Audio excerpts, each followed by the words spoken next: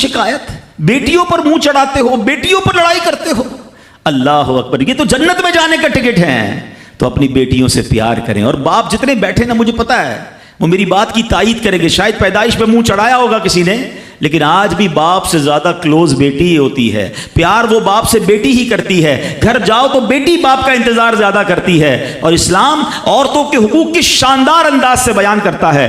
अल्लाह के नबी अलैहिस्सलातु वस्सलाम फरमाते हैं, जब किसी के यहां लड़की पैदा होती है, सुनो, घर पे मेहमान आए तो अच्छा लगता है ना, और कोई बड़ा अहम मेहमान आ जाए, कोई बड़े बुजुर्ग आ जाए तो कितना खुश हो जाते हैं आप। कई ऐसे बुजुर्ग होंगे, कई ऐसे उलमा होंगे, कोई ऐसी शख्सियत ज़रूर होगी जिसको आप अपने घर बुलाना चाहते होंगे, मगर आप सोचते होंगे यार वो मेरे घर कैसे आएगा, बहुत बड़ा आदमी है, बड़ा मसरूफ शख्स है, पसंद तो मुझे बहुत है, मगर मैं घर नहीं बुला सकता। सुनो, जब तुम्हारे घर बेटी आती है तो पता है कौन मेहमान आता है? अल्लाह के नबी फरमाते हैं, जब किसी के यहाँ लड़की पैदा होती है तो अल्लाह अज़्ज़ व जल फरिश्तों को घर भेजता है।